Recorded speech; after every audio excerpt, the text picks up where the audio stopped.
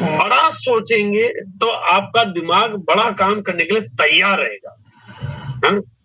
आपका दिमाग बड़ा काम करने के लिए तैयार रहेगा। जब बड़ा सोचेंगे तो मुश्किलें जब आएगी ना, तो बड़े के आगे वो मुश्किलें छोटी लगेगी। देखो मान लीजिए मैं अगर एक व्यक्ति को ये बोलता हूँ कि भाई आप में से जैसे कोई भी साथी, मैं सबको पूछता हूँ, बोलता हूँ कि आपको 5 किलोमीटर पैदल जाना है। अगर आप 5 किलोमीटर पैदल पैदल एक जगह पहुंचोगे तो मैं आपको 1 कप चाय का प्याला पिलाऊंगा। कितने लोग चल के आएंगे?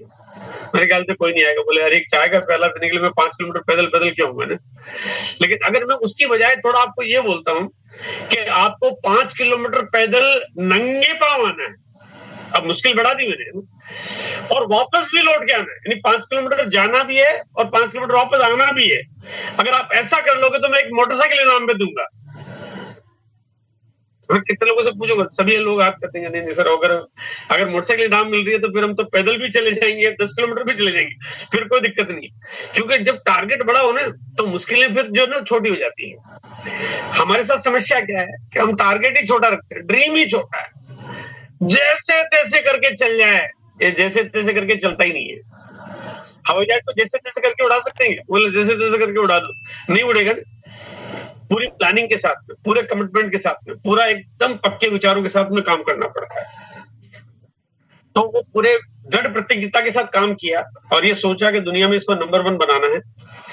मतलब कभी पीछे मुड़ के देखा नहीं, बड़ा सोचना है, बड़ा ही सोचना है ना? और ये आपको मैं बताना चाहता हूँ कि अगर हम आंकड़ों को देखें, जो आज वो कहते हैं ना, समझने के लिए आंकड़े हमारे लिए बड़ी मदद करते हैं। मैं एक काम करता हूँ, एक बार पहले थोड़ा कुछ लोगों के हाथ जो खड़े हैं मैं उनको नीचे कर देता हूँ, ताकि मैं जब सवाल पूछूंगा तो फिर आपसे मेरे को बात करने में थोड़ी सी सुविधा हो जाएगी ना। चलो अब मैं सवाल पूछ रहा हूँ आप सब लोगों से। आप में से रॉयल्टी पे कितने लोग जाना चाहते हैं? हाथ खड़ा करें एक बार जो भी, अब हाथ खड़ा कर लो। रॉयल्टी पे कितने लोग जाना चाहते हैं? देखिए अब यहाँ पे बहुत सारे लोगों ने हाथ खड़ा कर दिया है ना, बहुत सारे लोगों ने, बहुत लोगों ने हाथ खड़ा किया।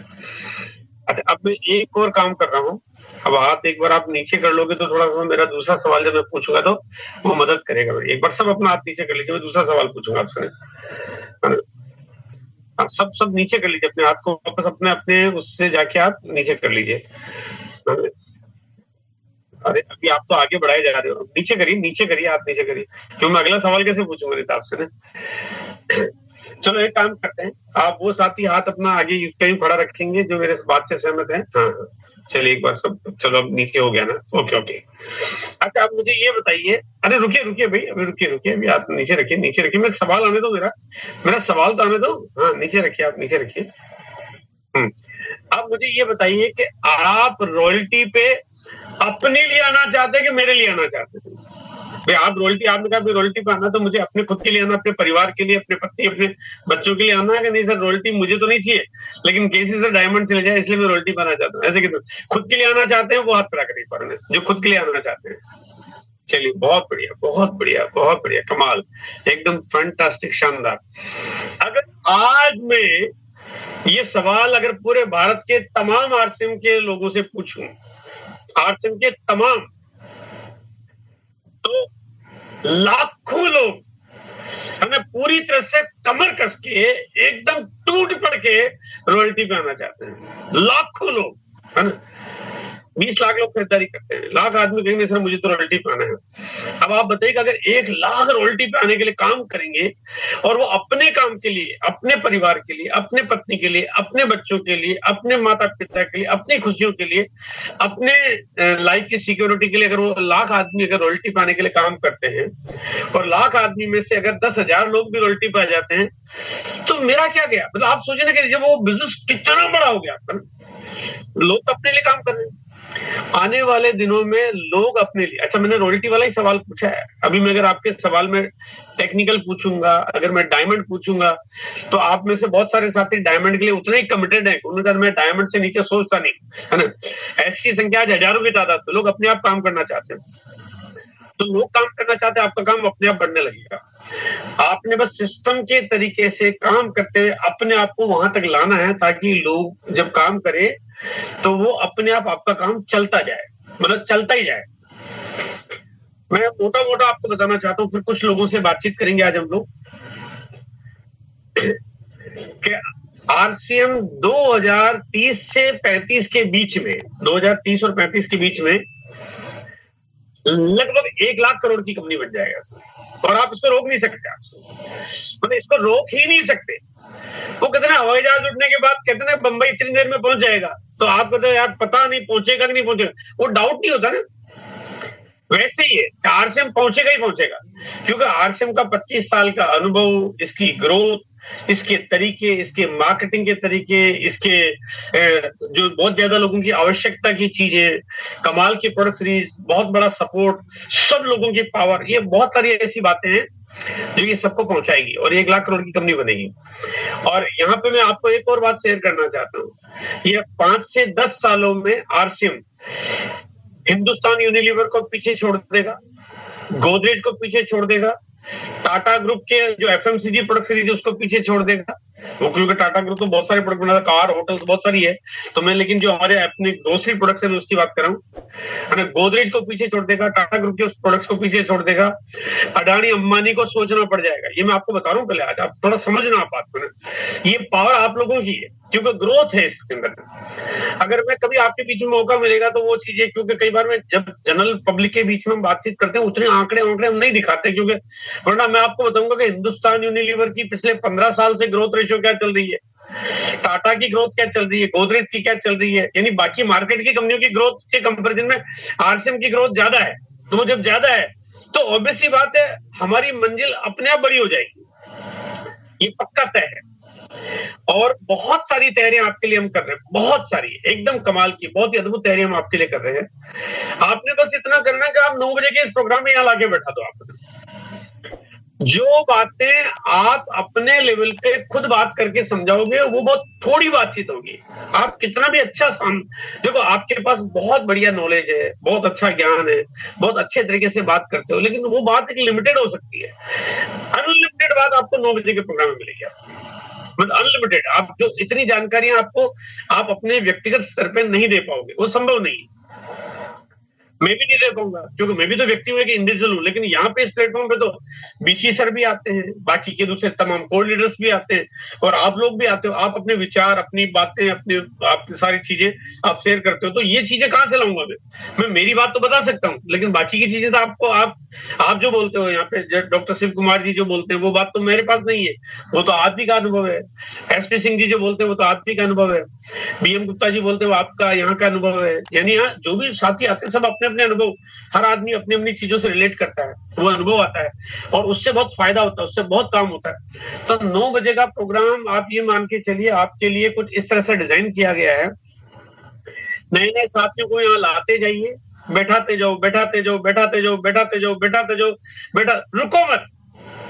ये टारगेट बना लो कि भाई मुझे तो 9 बजे के प्रोग्राम में बैठाना है। आपकी चीजें अपने आप धीरे धीरे धीरे ट्रैक पे आती जाएगी। हाँ, आप 2 4 6 लोग 50 लोग ना करे, हाँ करे, ये पार्ट है, ये लाइफ का हिस्सा है। देखो ये बात भी पक्का मान के चलिए कि आप 9 बजे के प्रोग्राम में लोगों को बैठने के लिए बोलोगे ना, तो 50 लोगों में से 45 लोग ना कर देंगे, बोले मेरे पास टाइम नहीं है, मुझे इन सब चीजों में रुचि नहीं है। भाई अभी तू पहले आके देख तो सही, रुचि किस चीज में किस में नहीं है। वो आएगा ही नहीं, घर में बैठा है, घर में टीवी देख लेगा, घर में बीवी से झगड़ा कर लेगा, लेकिन यहाँ नहीं बैठेगा। ये जिंदगी का हिस्सा है, इसलिए इसको लेके घबराइए मत आप, ये होता रहेगा। अच्छा, आपको मैं एक और थोड़ा अपने तरीके से बात करना चाहता हूँ, फिर कुछ लोगों से बातचीत शुरू करेंगे। जो अभी से ही नखरे कर रहा है, जो अभी से ही नौटंकी कर रहा है, जो अभी से ही नाटकबाज है, अगर वो आपकी टीम में आ जाए तो जिंदगी में नचाएगा आपको। तो भाई कहते ना कि जब घर में बहू लाते हैं तो हम क्या सोचते हैं कि बहू ऐसी सुशील हो, है ना, गुणवान हो, आज्ञाकारी हो, बातें मानती हो। वो घर में वो सगाई नहीं, उससे पहले अगर नाटक करना शुरू कर दे तो घर वाले शादी थोड़ी नहीं करेंगे। यार ये ऐसी कौन सी बहू ले आ रहे हो आप, ये अभी से अगर ये अपने नखरे दिखा रही है, नहीं चाहिए ऐसी बहू, बढ़िया होनी चाहिए ना। तो वो अगर वो पहले से ही नाटकबाज है तो नहीं आया, अच्छी बात है ना। वो बहाने बना रहा है, वो अभी बहाने बना रहा है, रोज बहाने बनाएगा, रोज परेशान करेगा। इसलिए ऊपर वाले ने आपको आरसीएम दिया है, ऊपर वाले ने आपको आरसीएम दिया है। आज भारत में करोड़ों लोगों को तो आरसीएम का आर नहीं पता,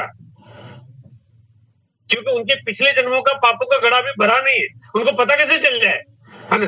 भाई हिसाब किताब भी तो पूरा होना चाहिए। आपको पता है इसका मतलब कुछ ना कुछ अच्छा है, वरना तो सबको पता चल जाता है ना? पता ही नहीं चलता लोगों को, 25 साल हो गए नहीं पता चलता है। तो ये आपको पता है, आप इसका मतलब आप कई अच्छे कर्म करके आए हो, अच्छे गुण लेके आए हो, अच्छी प्रतिभा लेके आए हो। बस आपने भी इतना करना है कि ऊपर वाला जो परीक्षा लेता है ना आपकी, वो उसमें आपने बस अडिग रहना है।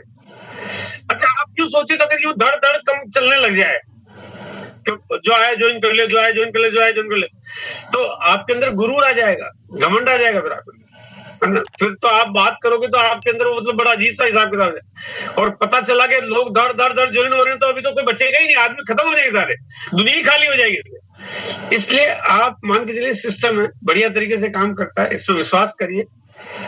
और बहुत बड़ी प्लानिंग आपके लिए, मतलब बहुत बड़ी प्लानिंग आपके लिए, आपको हर तरह से मदद मिले, हर तरह से।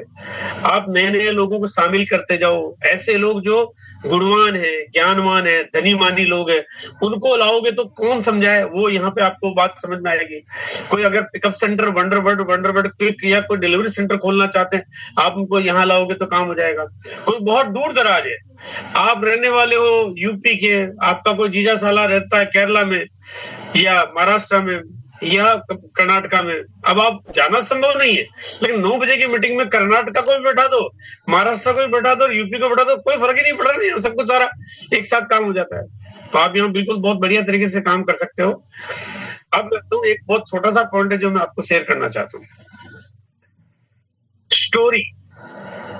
जो स्टोरी होती है ना, हमारे पास, सबके पास एक स्टोरी होती है, हमारी अपनी जिंदगी में हमने क्या किया, कैसे कामयाबी आई, कैसे आगे बढ़े, क्या बदलाव हुआ, वो एक स्टोरी बन जाती है।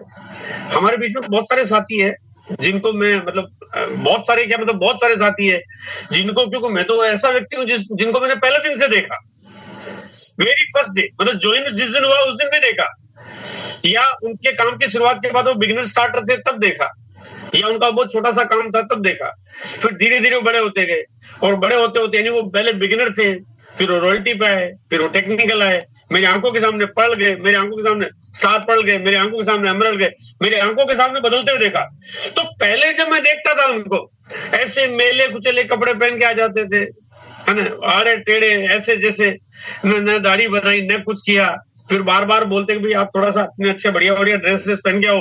वो धीरे धीरे बदलते गए, जो सुनते गए समझते गए बदल गए, और आज बिल्कुल ऐसे सूटेड वूटेड नजर आते हैं। तो आज अच्छे दिखते हैं, इसका मतलब ये नहीं है कि वो पहले से अच्छे थे, मतलब अच्छे का मतलब दिखने में ऐसे थे या तो वो था। तो आज मैं कुछ चाहता हूँ कि कुछ ऐसे साथी हमारे बीच में होते हैं हर बार, और मैं कुछ लोगों से आपका परिचय कराने की कोशिश करता हूँ, और मैं क्योंकि उन लोगों को मैं पहले दिन से देखता हूँ, और उनकी स्टोरी उन्हीं के मुंह से जानने की कोशिश करेंगे वो क्या बताना चाहते हैं। तो मैं चाहता हूँ कि हमारे बीच में ऐसे कौन साथी है जो अपनी स्टोरी शेयर करना चाहते हैं। मैं देखो थोड़ा सा बात करना चाहता हूँ।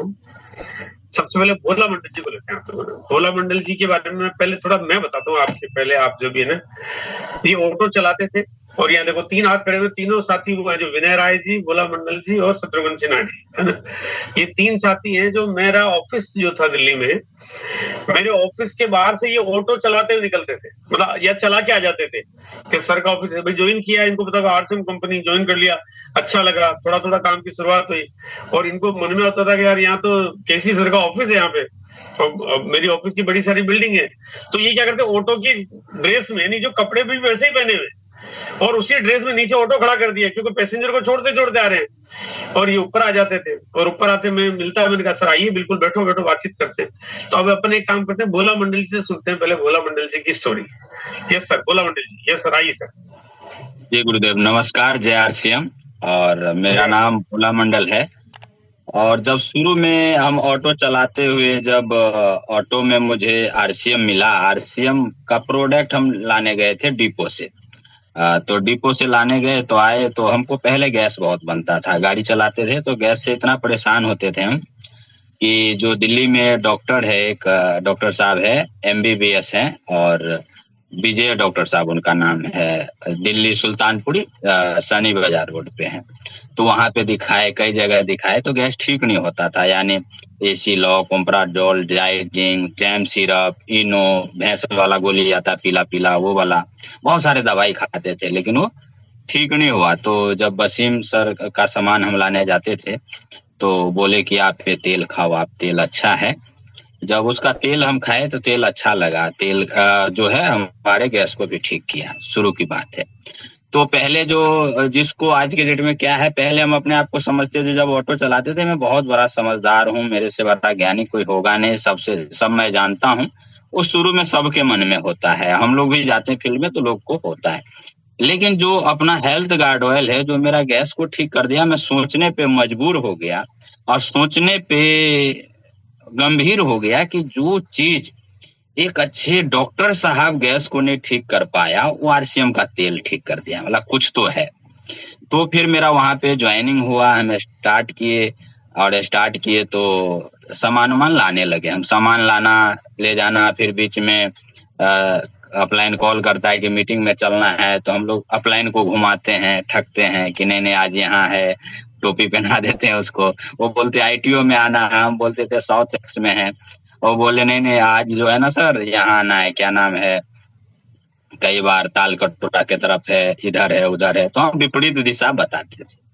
लेकिन एक बार क्या है कि अपलाइन भी तो हमारा तेज होता है, पहले से वो धक्का खाया हुआ तो पता है कि बंदा झूठ बोलता है। जैसे हम लोगों को भी बोलता था, हम बोलते हैं कि सर सही बात है, आप सफेद झूठ बोल रहे हो, मैं इससे भी ज्यादा सफेद झूठ बोलता था पहले, तो पकड़ लेते हैं। तो हम ठगते थे उसको। फिर एक बार क्या हुआ कि एक मीटिंग आईटीओ में था, उसमें हमको बैठने का मौका मिला और वहां पे 50 रुपए का टिकट था। तो जाते ही 50 रुपए ले लिए, और 50 रुपए ले लिए तो वहाँ दिनेश चौधरी जी का मीटिंग था, तो ले लिए। तो वहाँ एकदम भीड़ बहुत था, बैठने का जगह नहीं था। 50 रुपए लेने के बाद भी मेरा एंट्री नहीं हो रहा है, मतलब भाई पैसा भी ले लिया, आने भी नहीं दे रहा। फिर मैं क्या किया कि ऑटो में जाके सो गया। वसीम सर ढूंढते ढूंढते आए, वाला यार कहाँ चले गए।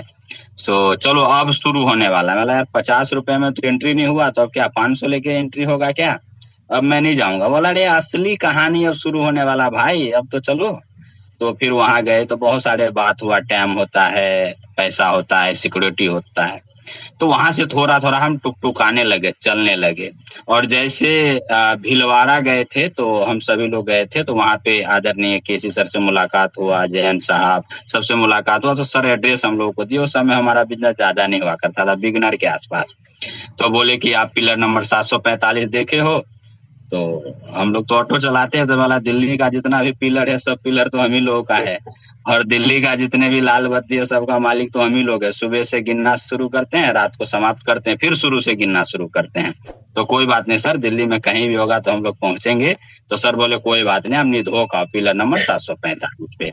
तो वहां सर के पास भी जाने लगे। उसके बाद जलालुद्दीन सर से भी मुलाकात हुआ, फिर पीके सर से मुलाकात हुआ। तो पीके सर बोले आप कुछ लोगों को ना एक स्कूल में बैठा, वहां पे हम ट्रेनिंग देंगे। बोला ठीक है सर। तो स्कूल पीएसएम स्कूल हुआ करता था, वहां पे हम बैठाते थे। एक बार कई साथी चले गए, उसका माइक खुला रह गया, उसका जो स्पीकर हॉल खुला रह गया। प्रिंसिपल बोला नहीं अगले बार से नहीं देंगे, हमारा नुकसान कर दिया आप लोग। तो स्कूल भी देना बंद कर दिया। उसमें हमारे बीच जो एक साथी है वो दिलवाते थे हॉल को। तो धीरे धीरे हमने सबसे सीखना शुरू किया। तो सबसे पहला क्या है कि जैसे पहले तो हम ठगते थे अपलाइन को, और जैसे हम अपलाइन थोड़ा सा ऑब्जेक्शन को हैंडल किया, ये कमी आता है, ऐसा होता है। और जैसे हम संतुष्ट हो गए बातों से, फिर लोगों के पास हम जाना शुरू किए। भाई साहब फिर लोगों ने तो ब्याज लगा के ठगना शुरू कर दिया हम लोगों को, कि जितना गोली हम देते थे उससे ज्यादा गोली देता था। हम 200 mg का दे रहे थे तो लोग हमको 1000 mg का देते थे। फिर हम लोग क्या करते थे, विनय जी को कॉल करते थे और क्या नाम है सिन्हा जी को, और बोलते थे सर आज जो है ना केसी सर के ऑफिस पे चलना है, पिलर नंबर 745, आप कहीं भी रहो तो द्वारका साइड का सवारी बैठा वहीं चलते। तो हम लोग बिल्कुल पूरे शरीर में ग्रीस फ्रीस लगा के वहां जाते थे। सर के पास अच्छे अच्छे लोग होते थे, टाई कोट पहन के एकदम साफ सुथरा। हम लोग जाते तो खुद शर्म लगता था। सर बोलता था नहीं नहीं अंदर में आ जाओ आ जाओ। जैसे जाते थे सर के पास तो सर चाय कॉफी और कई बार मिठाई नमकीन भी खिलाते थे। ये हम लोग का सौभाग्य रहा। और सब लोग तो कोई बात नहीं, आप चलते रहो, उसमें काम करने वाला भी आएगा, हौसला देता था। फिर आते थे, फिर लोगों को बताते थे। ऐसे चलते चलते फिर हम लोग का पिन चेंज शुरू हुआ, बिगनर से स्टार्टर, ओपनर। फिर हम लोग खूब खुश हुए। तो फिर सर के पास जाते थे, हाँ इधर फिर पीके सर आके ट्रेनिंग देते थे। फिर हम लोग मीटिंग में बोले, सर बोले कि एक काम करो, आप लोगों को पकड़ पकड़ के किडनैप करके ना जकड़ जकड़ के आप मीटिंग में लाओ और मीटिंग में फेंको सबको। हम लोग उठा उठा के लोगों को मीटिंग में ले जाके पटक देते थे। तो पटकना ऐसा नहीं कि उठा के किसी को पटक दे, ले भर के ले जाके वहां बैठाते थे। तो शुरू में मेरा जो सर पैसा आया था 60 रुपये आया था। 60 रुपये आया तो फिर उसके बाद 230 रुपये आया। फिर मैं एक बार ऑटो खड़ा किया वहां पे, क्या नाम है, सरायरोला स्टेशन पे सवारी उतारा और मेरे एटीएम में पैसा नहीं था मेरे बैंक में। मैं बोला यार 230 रुपया तो ट्रांसफर हो गया होगा, एक बार देखता हूँ निकाल के। उसमें से 100 रुपया निकल गया, 100 का नोट निकल गया। मैं उस दिन जितना मैं खुश हुआ उस 100 रुपया को देख के, जितना मैं खुश हुआ, आज जो भी पैसा आता है एमरल्ड के पिन पे हूँ और कई गुना पैसा आता है, उतना खुशी नहीं मिलता जितना 100 रुपये के से मुझे खुशी हुआ। बहुत खुश हुआ। मैं यार सामान खाने से पैसा आता है तो गजब हो गया। हमको लगता था झूठ है, बकवास है, ठगता है, लेकिन 100 रुपया आया तो मेरा दिल एकदम बाग बाग गार्डन गार्डन हो गया कि जब 100 आ सकता है तो 1000 भी आएगा, 1000 आ सकता है तो लाख भी आएगा। फिर हम लोग प्लानिंग किए, होम मीटिंग सर के पास जाते थे, बोले होम मीटिंग क्या करो, कुछ लोगों को यहाँ पकड़ के लाया करो।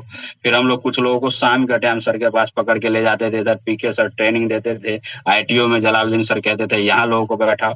तो हम सब अपलाइन का सुनते थे और जो जो जैसा करता था उससे हम सीखते जाते थे।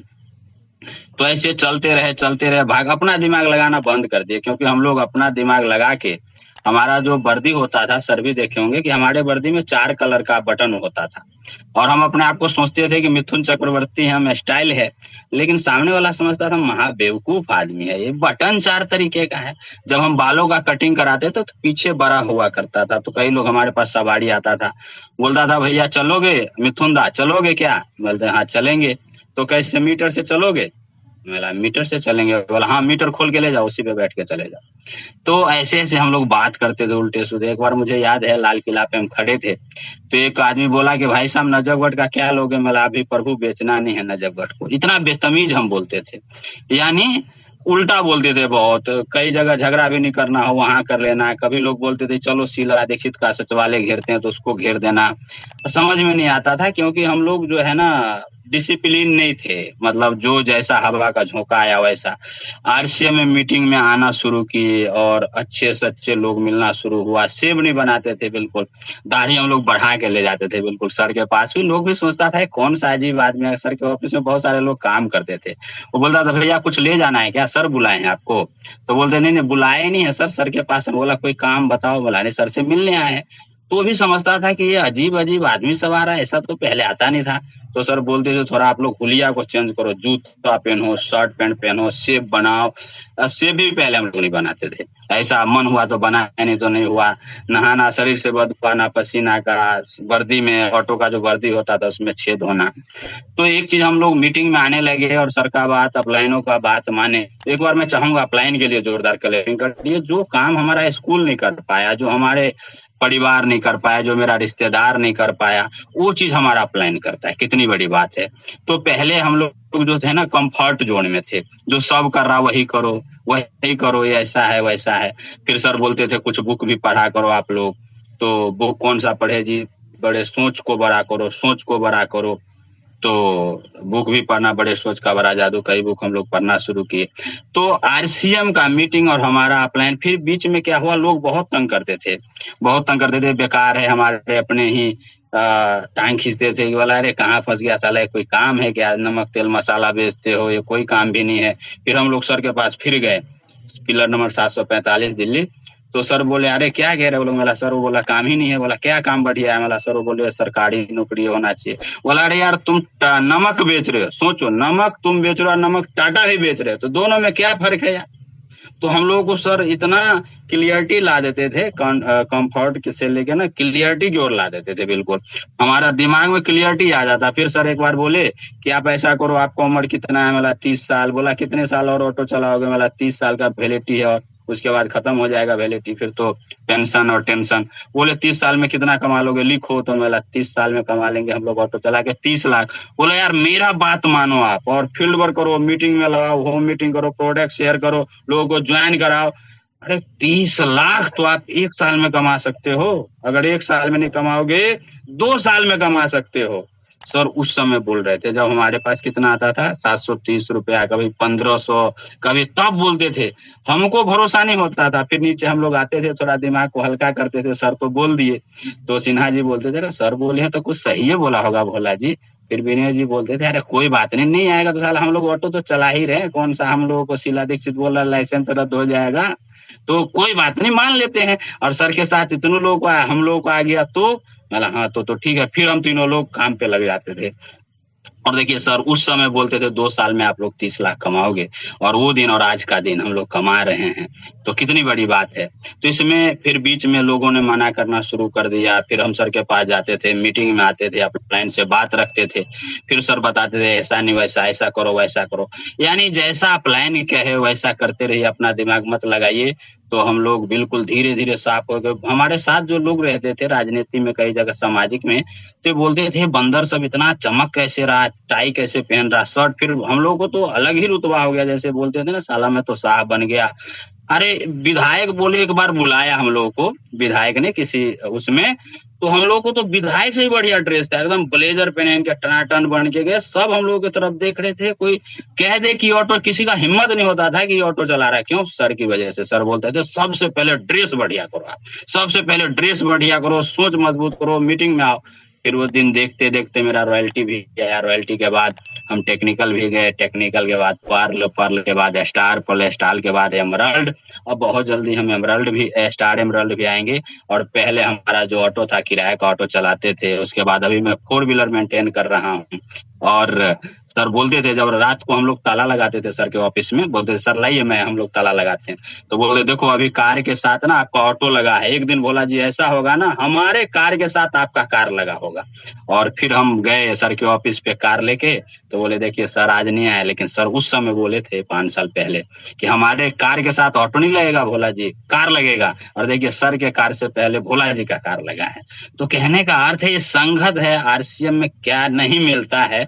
और 2-3 चीज कह के मैं समापन करूंगा। देखिए पूरे जीवन में क्या है कि लोग डिसिप्लिन नहीं होता है, मतलब कंफर्ट जोन में रहता है, पिताजी ये कर रहे हैं तो ऐसा करेंगे, चाचा ये कर रहे हैं तो ऐसा करेंगे, वो कर रहे तो।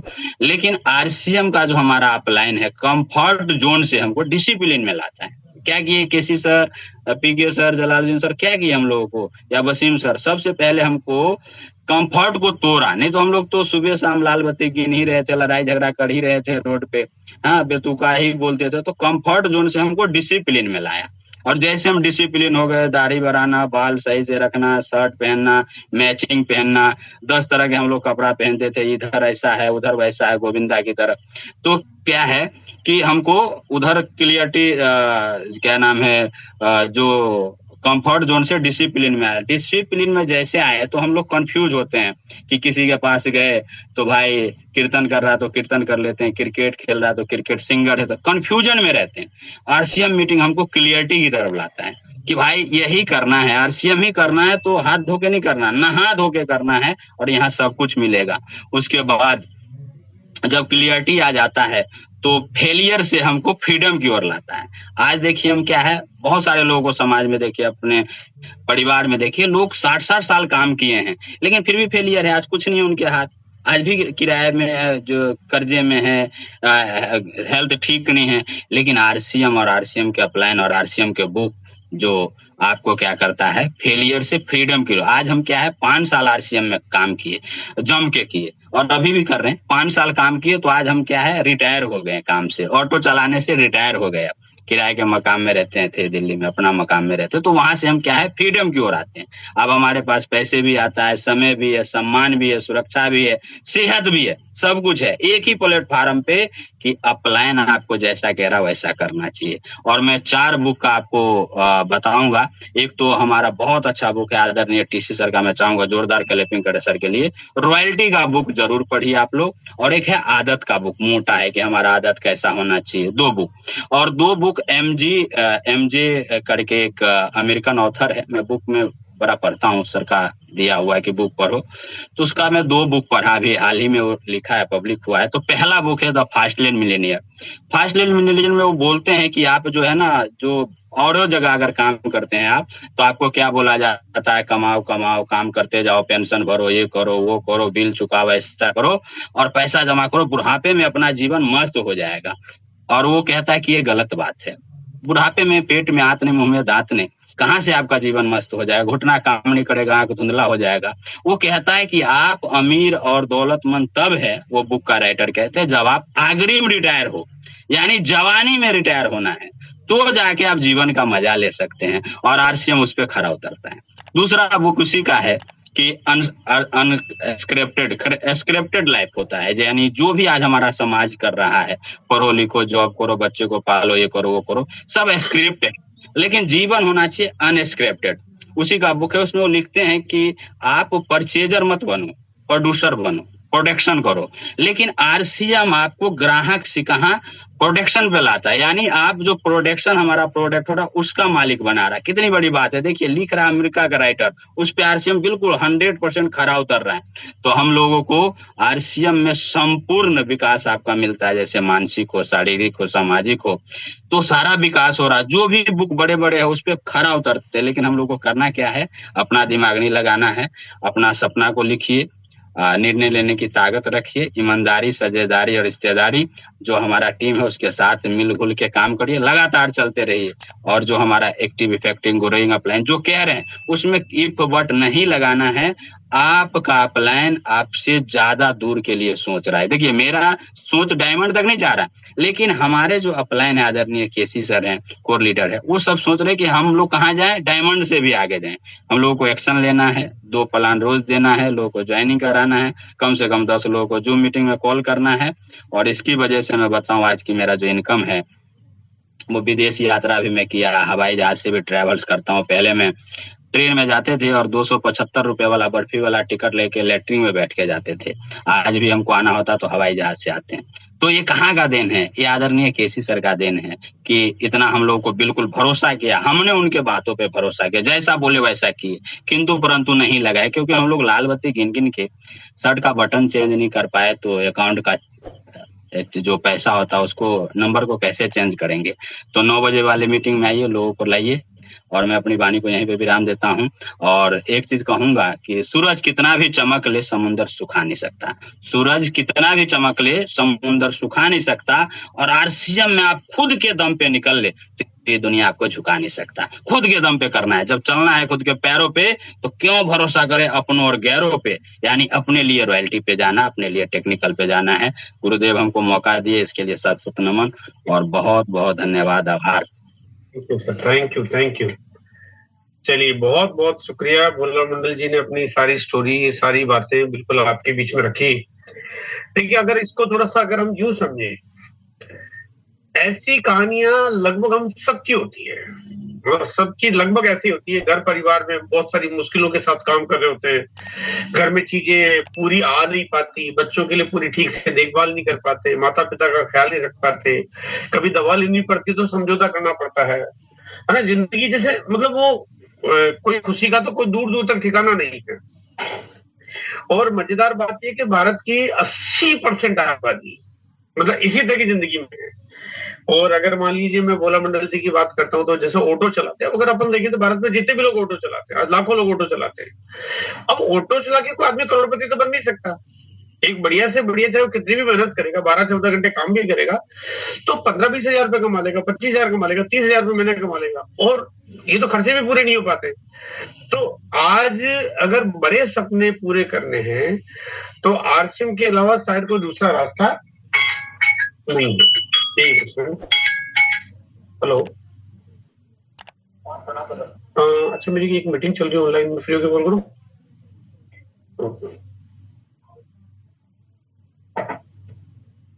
तो आज चाहे फिर कोई व्यक्ति ऑटो चलाता है, फिर चाहे कोई आदमी खेती करता है, फिर चाहे कोई आदमी इलेक्ट्रिशियन का काम करता है, कारपेंटरी का काम करता है, वो टैक्सी चलाता है, दूध बेचता है, और ऐसे अनगिनत ऐसे काम भारत की 80% आबादी करती है, जिससे सपने कभी पूरे नहीं हो सकते।